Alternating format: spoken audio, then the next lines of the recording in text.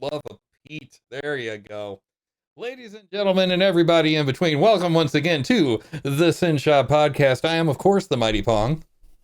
And I'm Thomas Tusano. There he is, ladies and gentlemen. Now tonight, I brought Thomas in especially for this. We've been planning this for months.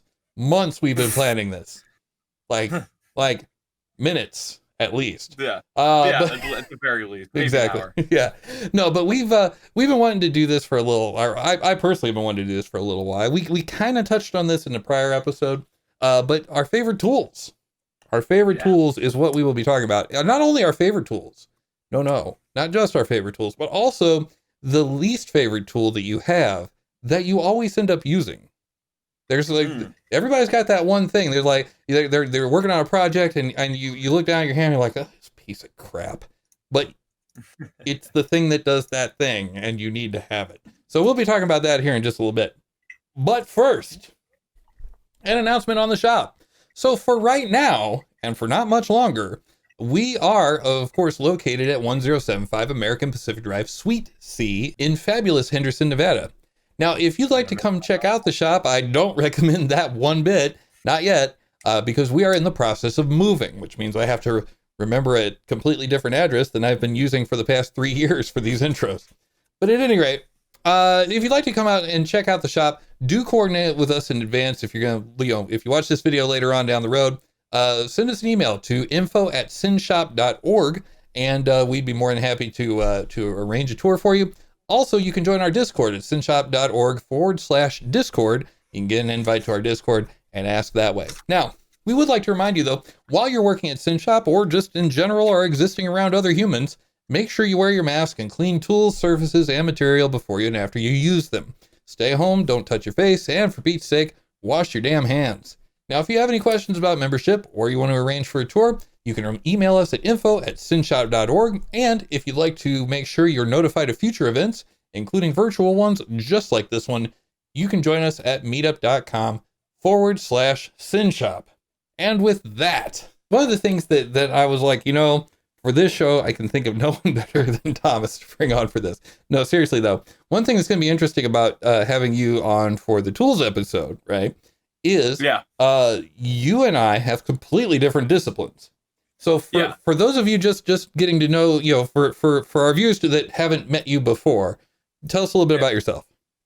Okay, so I'm a woodworker previously with a different Detroit-based makerspace that I will not mention. But either way, as far as it goes, I am now a woodworker, or I have been a woodworker for about 1.5 years for a games company called Dogmite Games.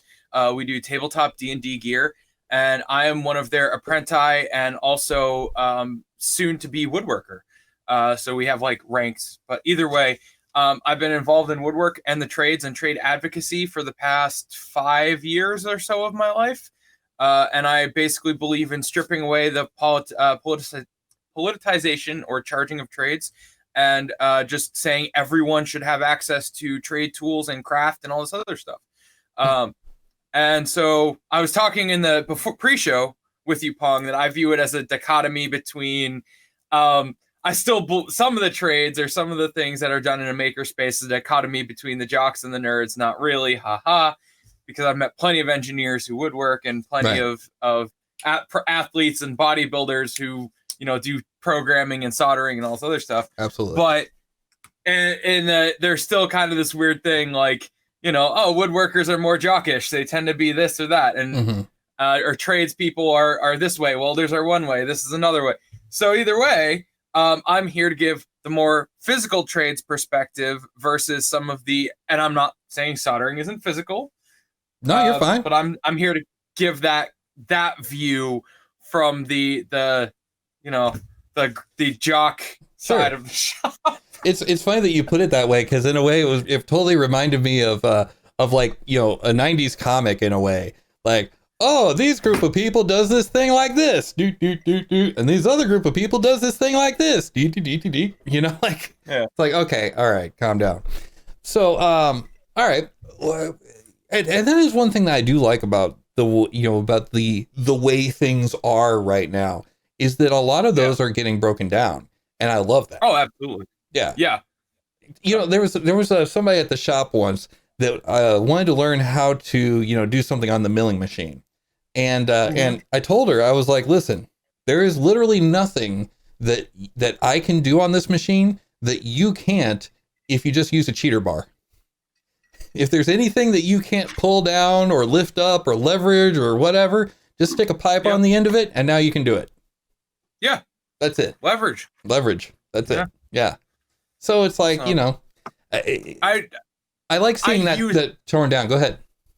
I use that dichotomy only because I've had it proven wrong, and my mother is one of the first female gas fitters in the nation with congressional recognition. So, like, come on. Wait, okay, hold on. Hold on. You're burying the lead here. How does anyone, male or female, become congressionally recognized as a gas fitter? What happened is my mom went to culinary school, ended up working in a kitchen, and met my dad because my dad came in to fix some of the kitchen appliances. And either way, he was fixing the propane appliances, and my mom went, "Huh, that's really neat."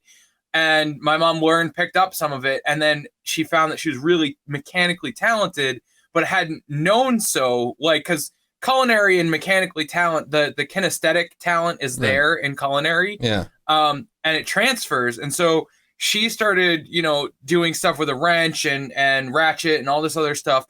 And then eventually got her journeyman's or whatever else certifications in pipe fitting, gas fitting, so on and so forth, and was one of the first few in New England, if not kind of in the nation. And so she has a congressional letter for breaking gender barriers in the trades, is what she has. But it's easily summed up to people as she was one of the first female gas fitters in New England, if not the nation, so on and so forth. But yeah, she has a congressional letter, which I'm really proud of, that says, to Amberly June Sano for recognition of so on and so forth. Wow. That's pretty cool. Yeah. I mean, congressionally recognized pipe gas fitter. Gas fitter. There you go. I was like, no, it's not pipe fitter. I made that thing earlier. Okay. So that's awesome. That's really cool. So in a way, did you pick up some of your the desire to go into the pulp based arts? Is that what kind of inspired you to start learning crafts, or not crafts, but you know what I mean? Like start learning a trade. So my grandpa was a silversmith, and what picked this up, I think we've run over this story before, so I'll keep the short version. Yeah. And we can, because we've dove over it. My grandfather was in the trades. He had 4 daughters. Yeah. And then those 4, 3 of them had kids. One of them was my mom, and the others all married off, and they don't have kids in the trades. And so the Sano name in Tusano comes from my mom. The TU comes from Tufts from my father. And then what ended up happening is I looked at my grandpa, and he has this, he does craft work, and my aunts do as well, but no one lives it and breathes it in the family, with the exception of my uncle who married in.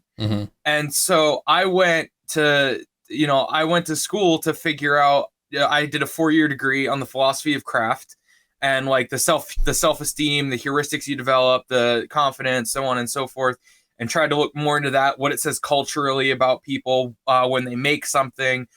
And then my mom fostered this love of mechanical tools. Eventually when it came, coming back to it, when I was really little, we would put together gas grills together in the summertime, because we'd have sales, and we'd have grills moving out the door all summer long.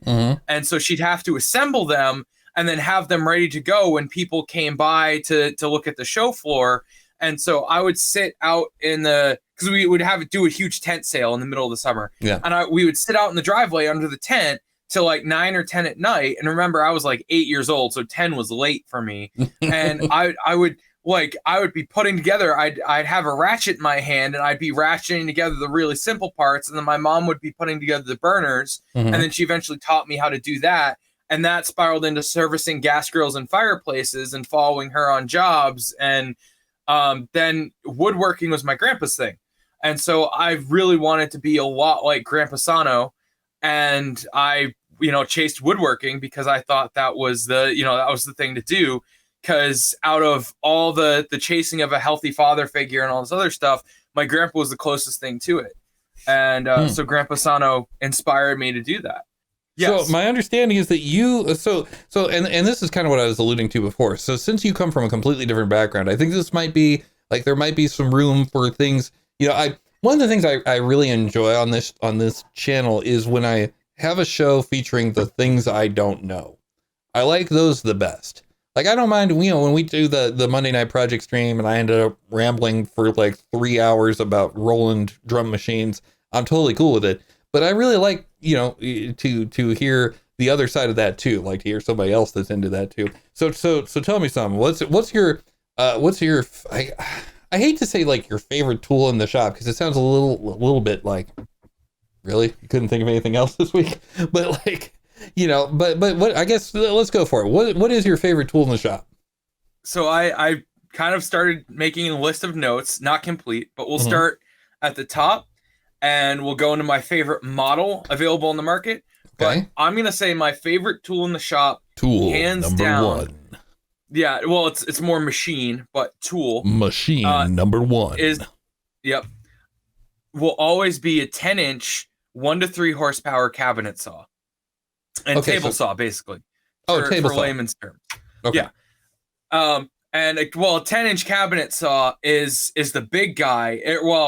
Mid-range. It's small for professional use. It's medium for hobbyists, and it's large for anyone who thinks a handsaw is sharp. So got it. Okay. All right. So it's a moderately sized table saw, is what I'm hearing. Yeah. Okay. All right.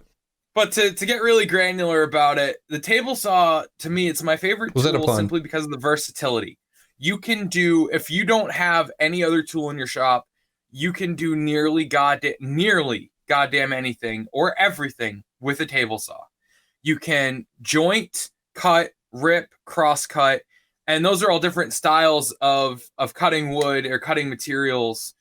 Yeah. Hi B. There we got a viewer on Twitch. Excellent. So you can do pretty much every operation with a table saw.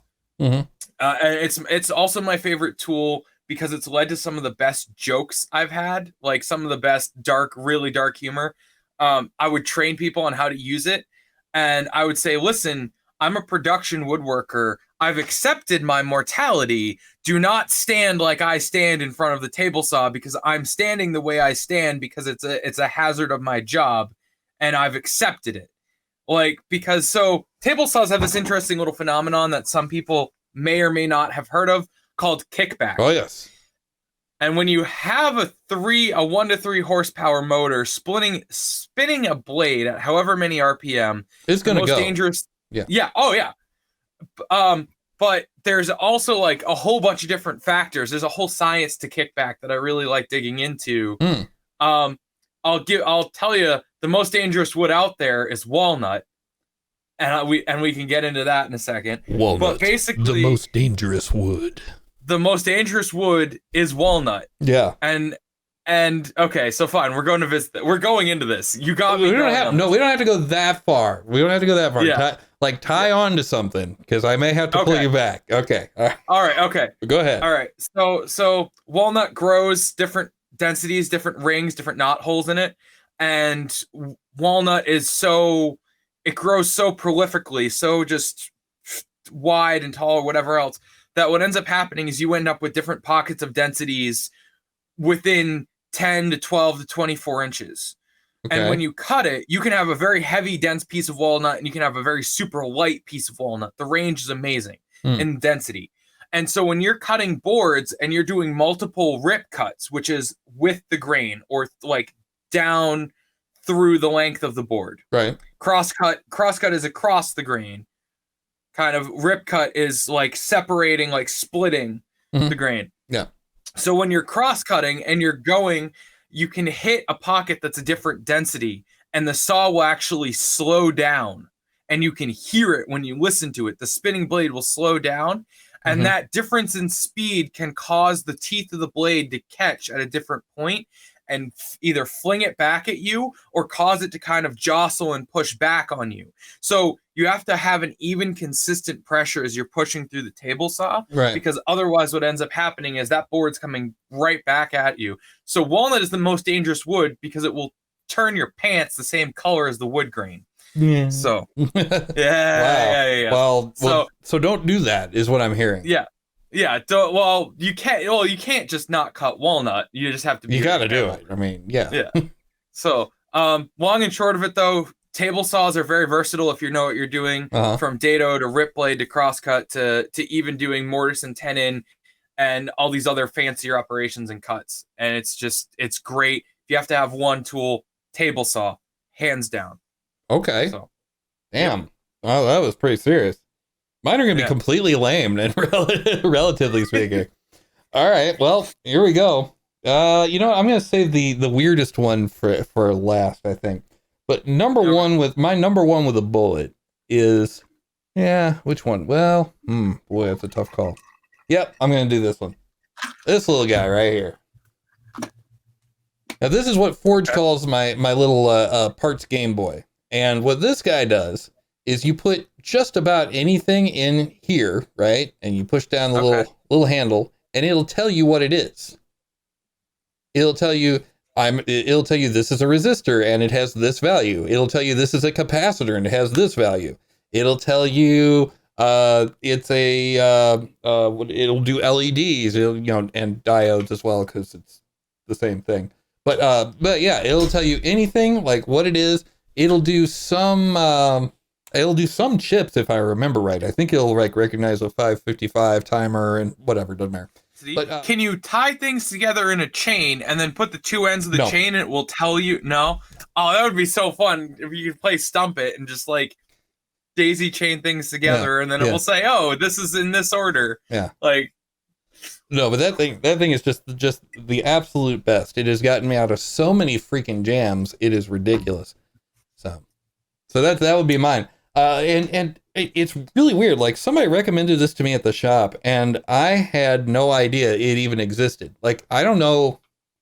I mean, I'm sure Crux could tell us how it works if he was here, but he's not.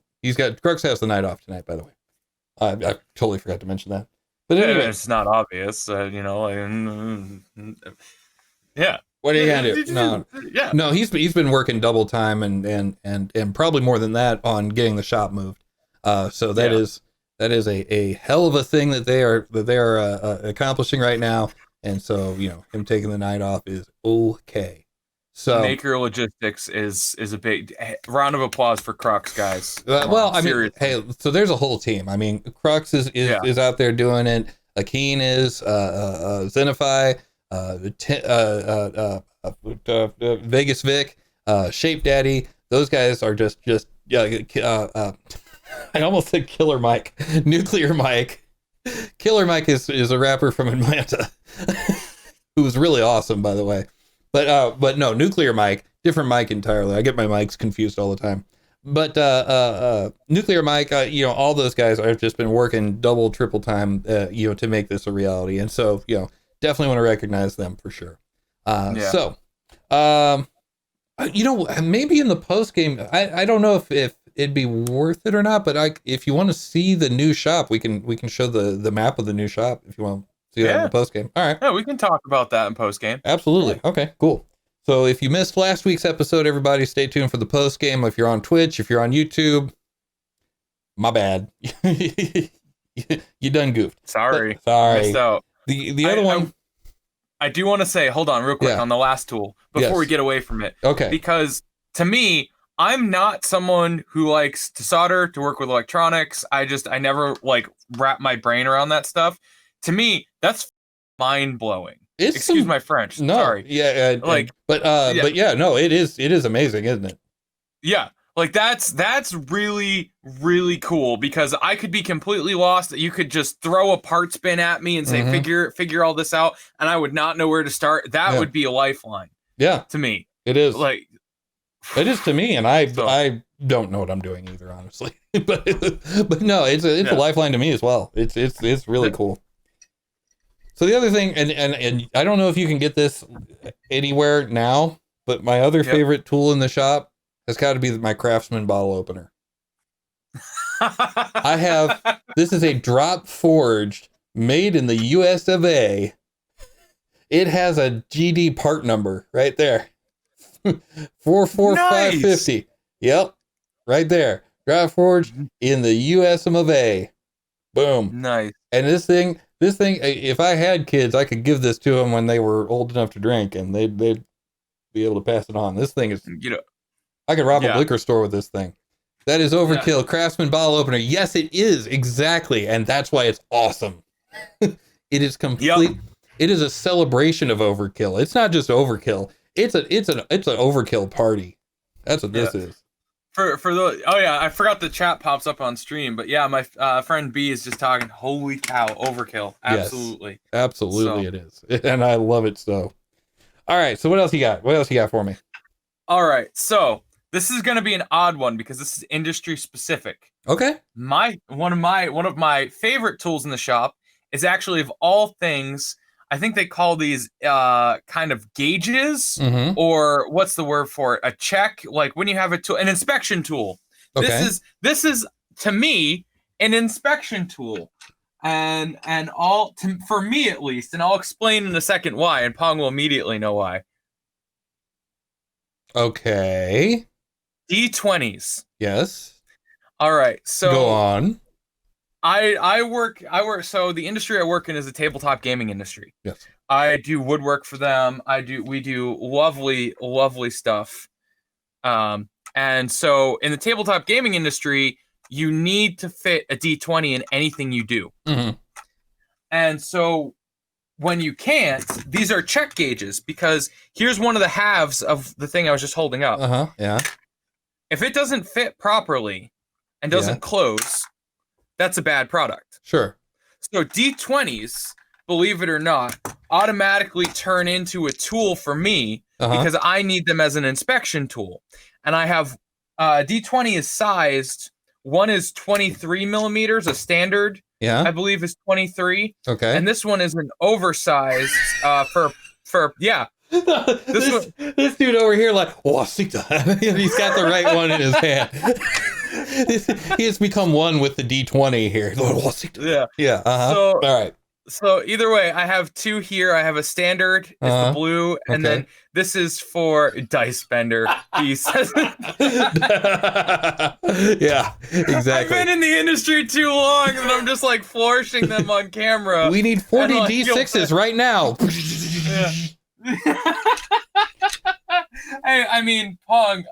Oh God. I've watched an episode. Oh yeah, just one. Yeah, like So either way. I have a dice question for you after this, but go ahead. So those, so you know what you're basically what those are essentially, right? In the machinist world, that would be called a go no go, right? Yes. So what that is like if you have to make a whole bunch of screws and you need to test to make sure that you made the screws the right size. You have a thing that has two sides on it. One is green, the other is red. If it screws into the green side, that's good. If it screws into the red side, that's bad. Right. Yeah. So, or if it wobbles around in there, then it's bad. So it'll either go or it won't go. No go. So go no go. Anyway, go ahead. So when I was I was put in charge of a project a few months ago where we had to do for a special dice run for a special company, and it's already launched. It was for a Kickstarter. It's all set. It's all good and whatever else. But these guys made oversized D20s. And so I was given two of them, a red and a green, actually, by my boss. And they were my go, no go. Like if it didn't fit, then as far as it goes, the product was a no go.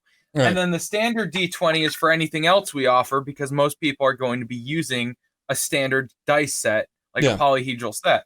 And the D20 is the biggest die out of the entire lot. You have your D4, your D6, your whatever, and so on and so forth. And the other thing is checking them, like if you have an automatic roller, which sounds fancy, but really it's a chute.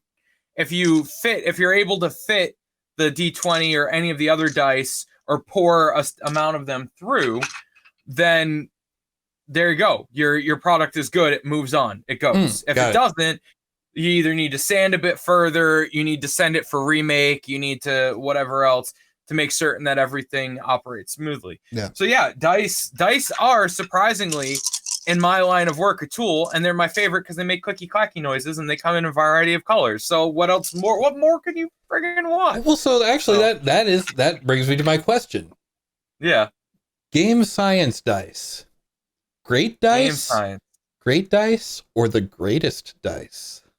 So what are game science dice? I have to know. Okay, so there are videos of this guy on YouTube. He looks like Colonel Sanders, and he's just an old, I think, ex Air Force guy or something like that. And he's been making these dice out of Louisville, Kentucky, actually, since the 70s. I think literally longer than I've been alive.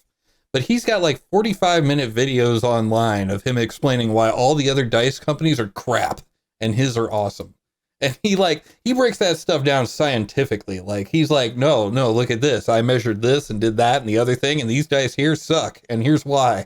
And I'll prove it mathematically. So I have to say a couple things. First off, we do make, the company I work for makes our own dice. Okay. And I do like the dice we make. But there are also other companies that do other things. There are different like gimmicks to dice. There are different ways to make dice that a lot of people, there's resin molds, there's wood carved, there's metal CNC, there's whole variety. There's something called high variance dice, which I disagree with, but I think it's a fun concept. And to more or less put it plainly, I'm not sure how much I can say without pissing someone in the industry off. Yeah, that's true. Yeah, okay. I can say that what he's probably going on about is weighting and things like fair rolls, because that's a huge thing in the industry. The reason why high variance dice, like I was just discussing, kind of spit in the face of everything, is they actually change the numbers on the die, not the order, because if you spin a D20 a specific way, there's an order that you always run into the numbers.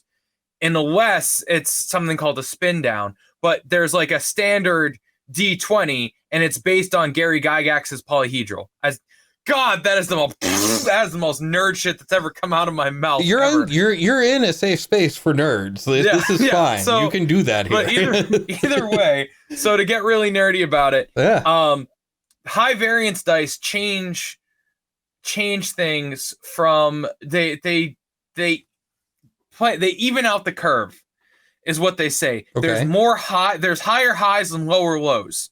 So you'll have like 220s, 390, like whatever else, but you also have more ones, more twos, more threes on the dice. So when you're rolling, you have a greater chance for either success or a failure instead of an in-between. So it claims to make your game more exciting. But the curve and the chance and the probability that you're playing with, like, you have to get your DM to rule that those are okay at the table. And, so whereas if you're bringing a standard to the table, the tried and true, I'm not against adding an element like that, but it's better put in a game where it calls for it and it's written in the rules rather than trying to change the tried and true mechanics. Because your DM can easily institute a rule that does that same thing. Yeah. And in fact, when you can do that, why with what works? So. Man, you're going to make me work during the editing tomorrow. Dadgum kids, I tell you. No, one of the things that you could do along the lines of what you were saying is if your DM says, okay, this is something that is a make it or break it thing. You've got to do this thing or else you will fail horribly. I could see like those dice that you're talking about, the high variance ones, being table dice, right? And the DM saying, "Oh, this is a high risk maneuver. You must use these." That has the potential to be really cool. Yeah, I could see that working.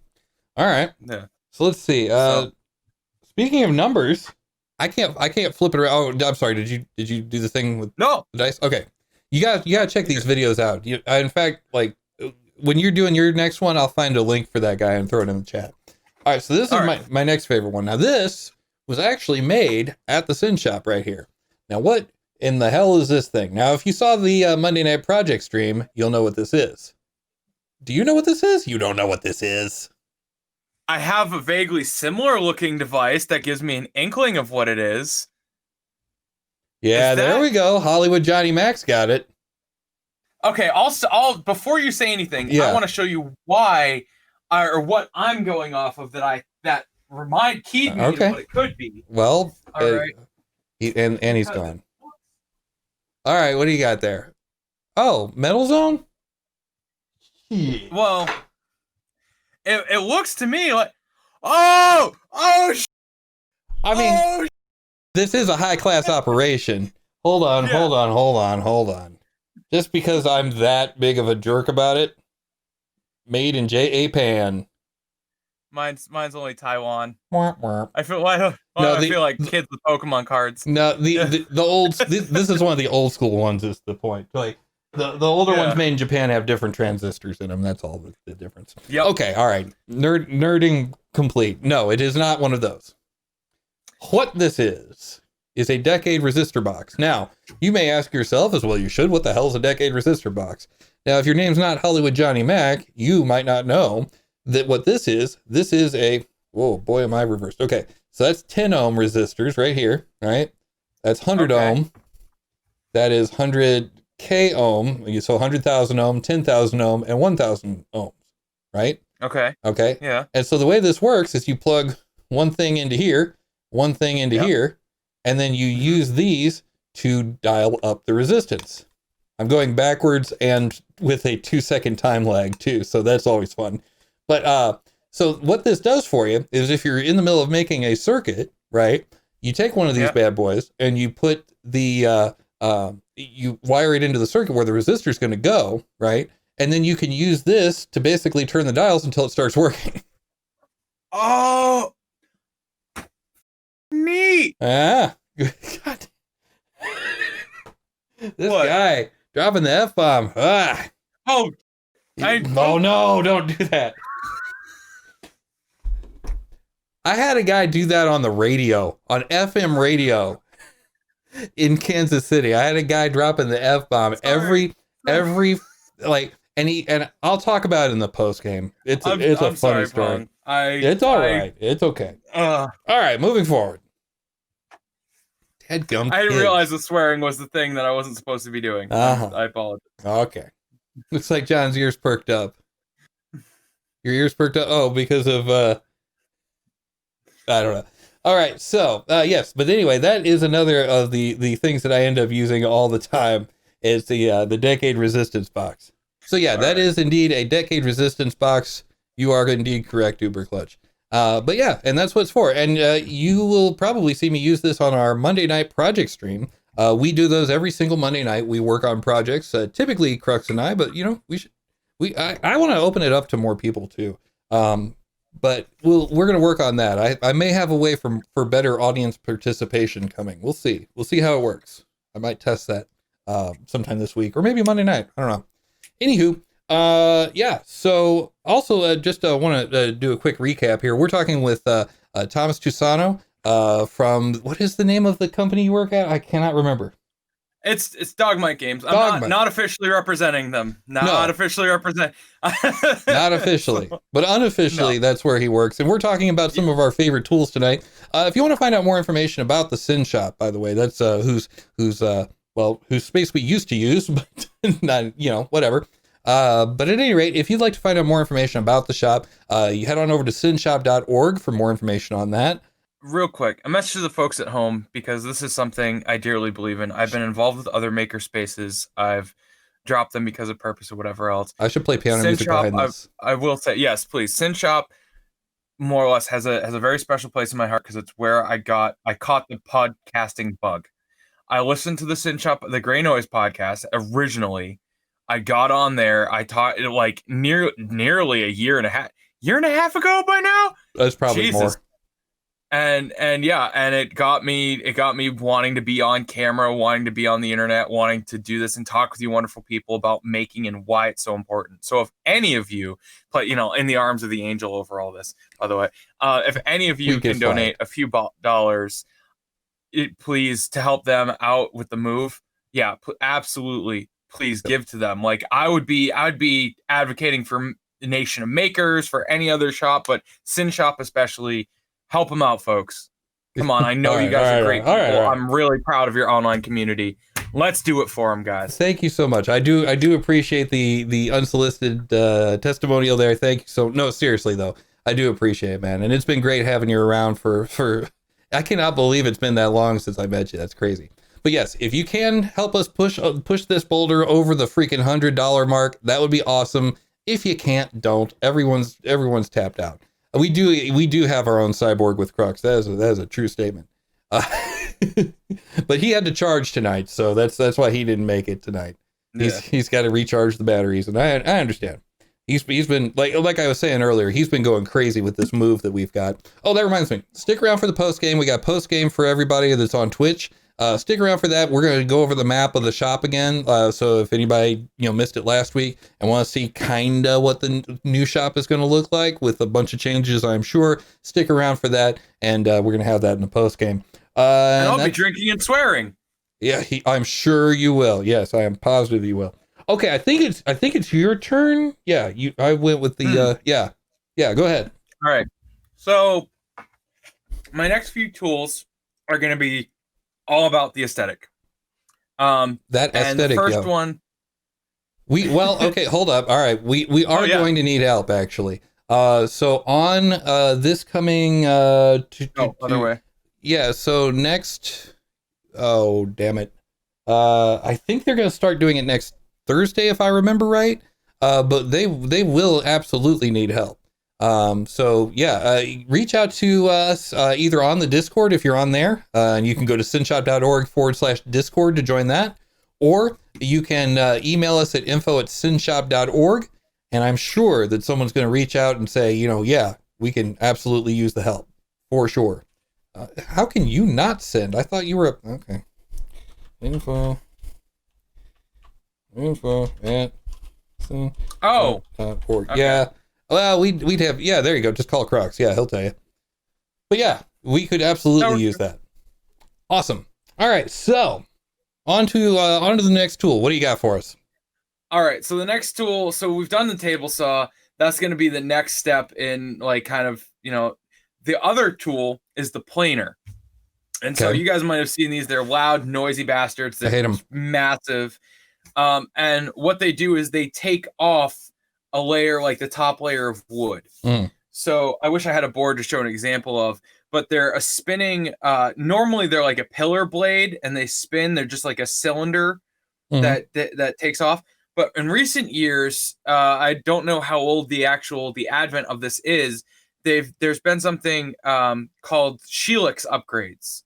And Helix are square teeth that are then arranged in a helix pattern around the cylinder head of a planer. When the square gets dull, you take a small Allen key, you unscrew it from the planer head, you rotate it 90 degrees, and you screw it back down.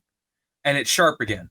So you essentially have 4 blades out of one thing. But the planer itself is used to take a piece of wood from, let's say you have a 2-inch thick piece, down slowly to, well, depending relative to other processes, it's quicker, but to more or less take it down in steps. So you have a 2-inch piece of wood, you put it into the planer, you set the planer to, I don't know, 1 15/16, and then 1 7/8, and then so on and so on and so forth. So you reach maybe whatever your desired thickness is, right? Or maybe a little bit above that, so you have kind of like a margin of error when you're working through other processes.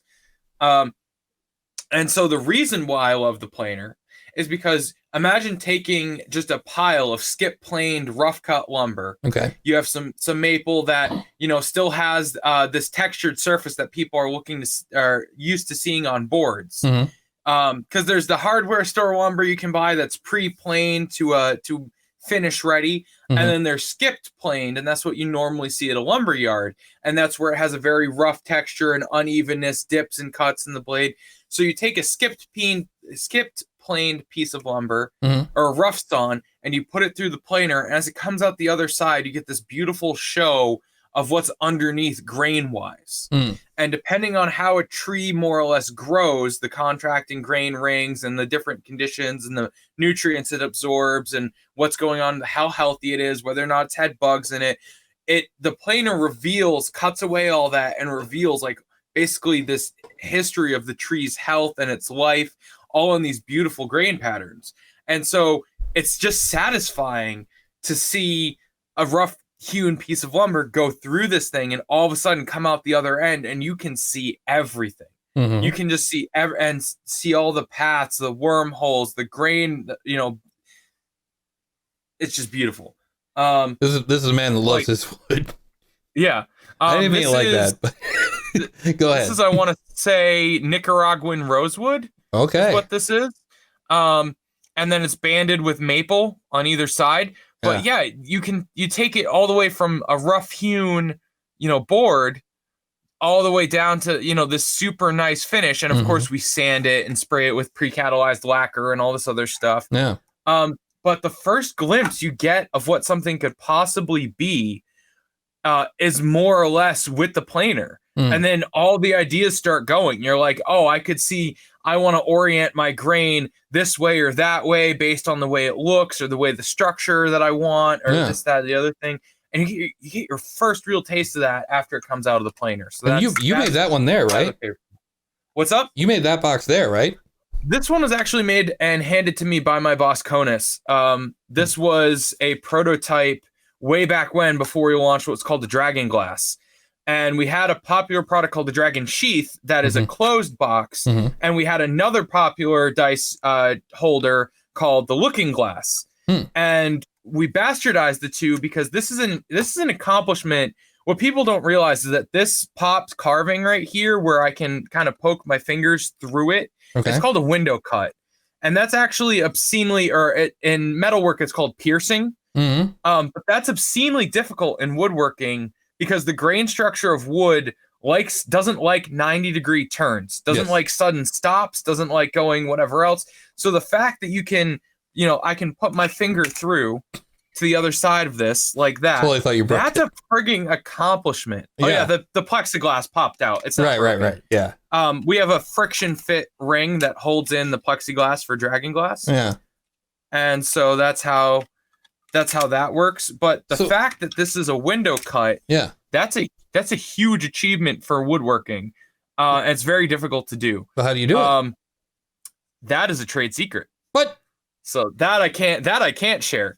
But it's a trade secret on how we do it, because if I gave it away, then my bosses would be very angry, because then our competition could start doing it. Oh. Wow. But I mean, I can say it's machine done. I can't say what machine, but I can say it's machine done. So yeah, I don't know. Yeah. So a window cut is difficult in that, and then you have to sand that. You have to smooth all these edges and all this other stuff. So I didn't make this one. I was handed it to me as a test prototype by my boss. I cherish it because of that fact. What had happened is we actually got handed maple ones, like solid maple prototypes. Yeah. And one of my coworkers came over and was like, "Oh man, I was really interested in seeing one of those." It was actually our head of milling. And he came over, he's like, "Oh, I really wanted to test run one of those." And I kind of sighed and I hand over my maple thing. And the boss sees that. And he walks over and he takes his personal one out of his pocket and hands it to me. And that's why, like, it's Nicaraguan rosewood, is because this was the boss. Like, this was the boss's Dragon Glass. Okay. And it was his prototype.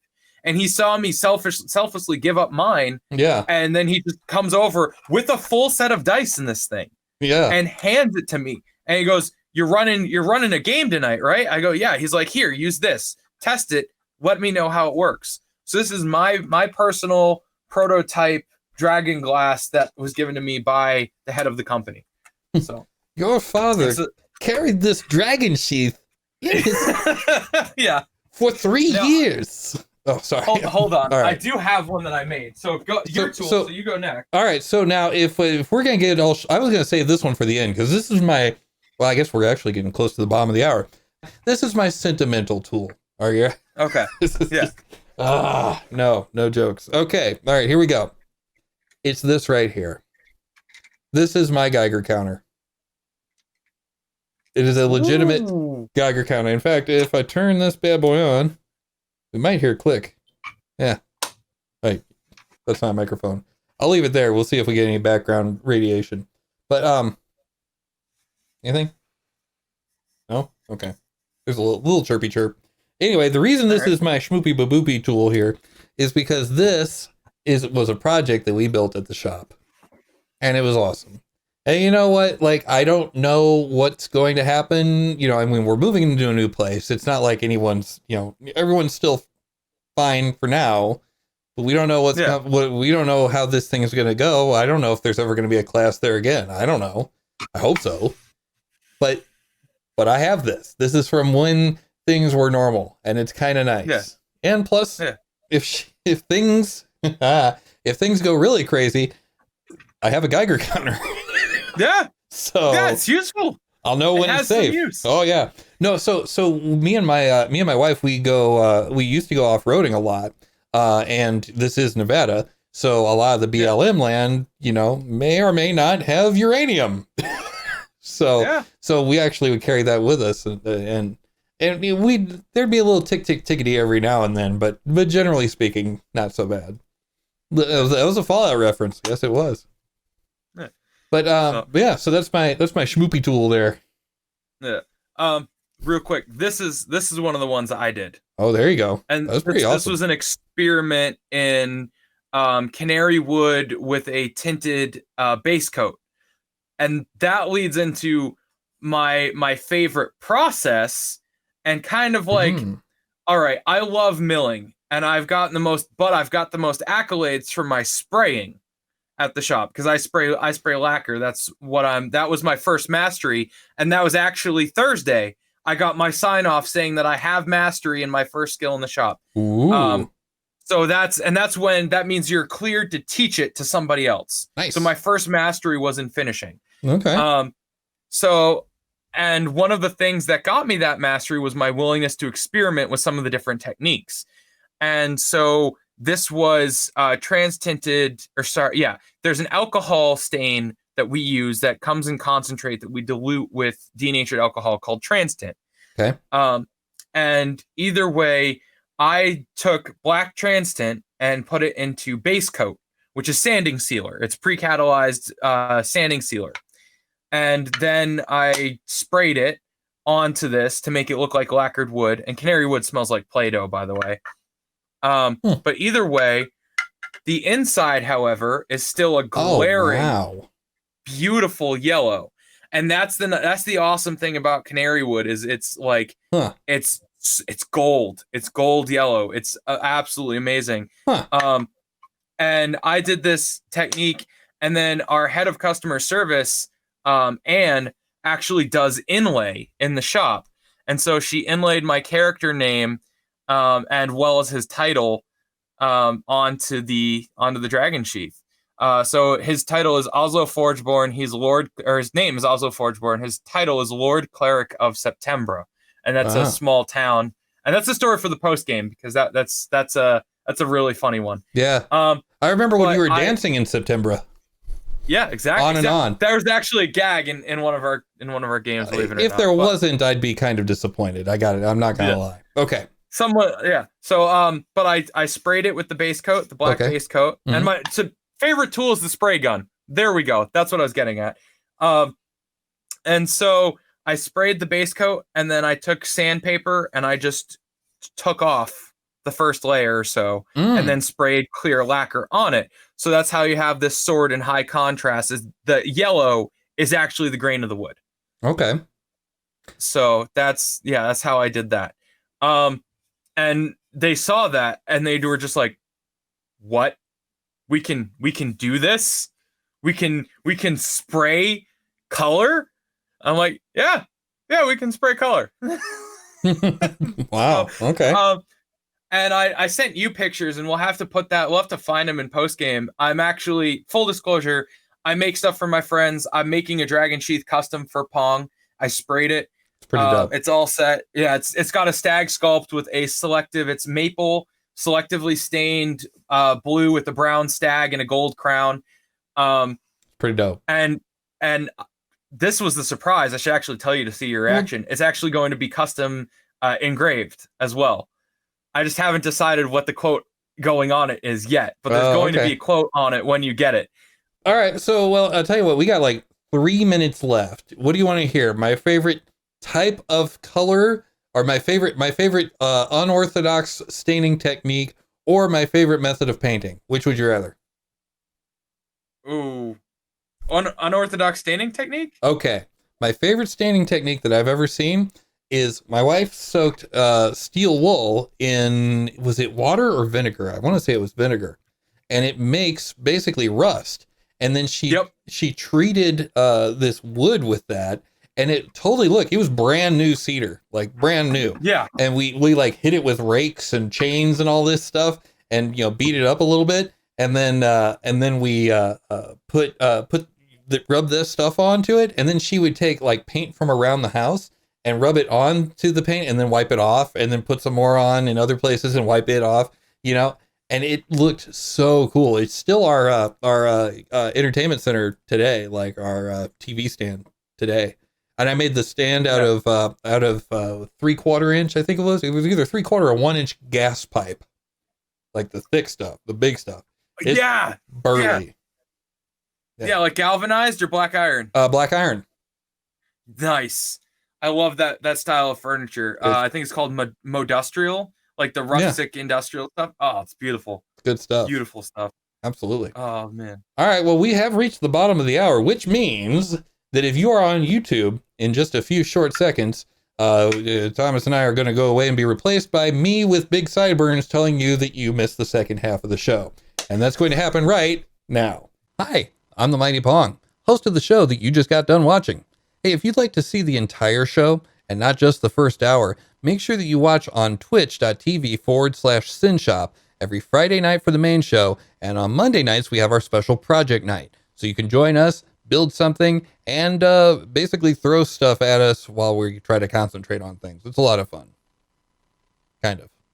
But hey, anyway, we hope to see you there. It's a lot of fun. So join us over there, twitch.tv/Synshop. I am, of course, the Mighty Pong, and we will see you there. One take. Not one take.